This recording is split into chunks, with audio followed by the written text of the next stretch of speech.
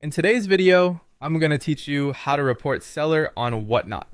By the end, you'll know exactly where to click, what information to include, and how to send a clear, effective report that helps the moderation team review the issue quickly. Start by going to Whatnot. You can use a web browser or the official app.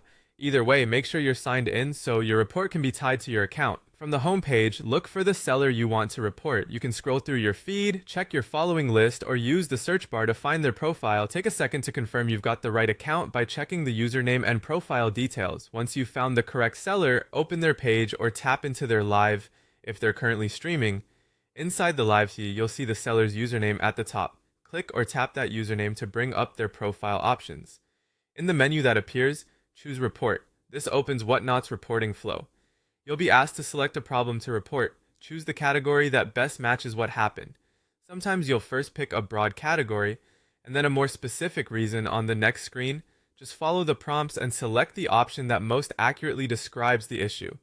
Clear, accurate choices help the team route your report to the right place. Next, follow the on-screen steps. You may be guided through a couple of short screens. Keep going until you reach the section that asks for more details. Provide additional information that will help the review, like what you observed, when it happened, and any relevant order numbers or timestamps from the lives. And keep your description factual, concise, and focused on the behavior you're reporting. If you have screenshots or receipts, note that you have them in case the team requests more context. When you're done describing the issue, click Continue. You'll see a quick summary of your selections and details. Take a moment to confirm your report is accurate and complete. If something looks off, go back and adjust it so everything reflects exactly what happened.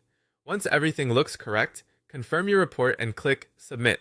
You should see a confirmation that your report was received. After submission, the Whatnot team will review the information and take any necessary action based on their policies. That's all there is to it. Simple steps and your careful details make a big difference in keeping the community safe and fair.